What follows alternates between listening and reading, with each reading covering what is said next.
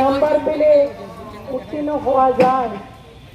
সেই পরীক্ষা দিয়ে উত্তীর্ণ হওয়ার পর দীর্ঘ কয়েক মাস অতিক্রান্ত হয়েছে, কিন্তু তারা কেউই স্কুলের আঙিনায় যেতে পারছেন না।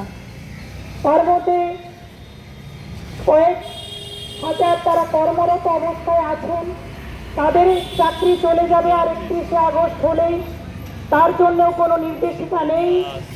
আবার একদিকে হাজার হাজার ছাত্র, নতুন ছাত্র, একদল ছাত্র যারা পড়াশোনার মধ্য দিয়ে, শিক্ষা অর্জনের মধ্য দিয়ে তারা শিক্ষকতা করার যে মান অর্জন করেছেন, সেই শিক্ষকতা কয়েক বছর হয়নি, তার পরীক্ষাই হয়নি।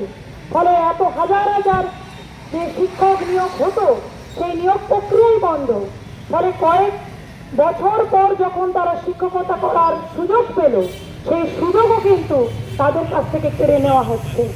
তারা পরীক্ষায় বসেছেন, পাস করেছেন, সমস্ত পরীক্ষা দিয়ে কারো ইন্টারভিউ হয়ে গেছে, কারো হয়নি, এরকম অবস্থায় একটা এসে আমরা লক্ষ্য করছি।